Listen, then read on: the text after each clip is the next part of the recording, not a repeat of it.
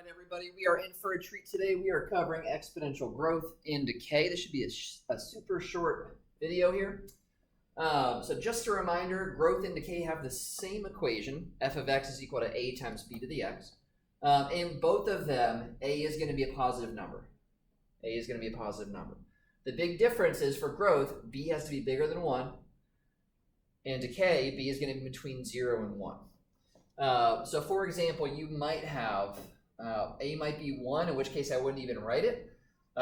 B could be like 2.1 to the x. It's just got to be bigger than 1.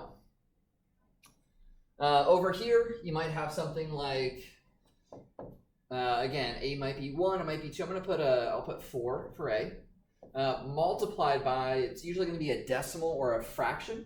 But don't assume just because it's decimal or fraction it's decay. Make sure it's in between 0 and 1. Like this is obviously greater than 1.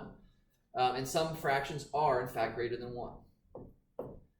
All right, and so this right here is decay because 2/3 is less than 1. All right, if it's growth, the graph is going to look like this, and this would be decay. Both graphs are always concave up. Again, always concave up. Growth is going to increase from left to right. Decay is going to decrease from left to right. End behavior. So let's see, growth, as we move further to the left here, as this graph moves further to the left, the y coordinates get closer and closer and closer to 0. So this is going to equal 0. As we move to the right, the graph is going to move up. And so it's going to approach positive infinity.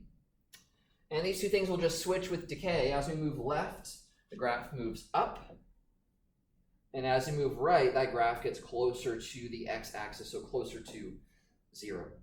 Okay, that's it. You guys should be able to do all the practice just with this. One of the easier lessons in my opinion. Yeah, good luck. And as always, stay flawless.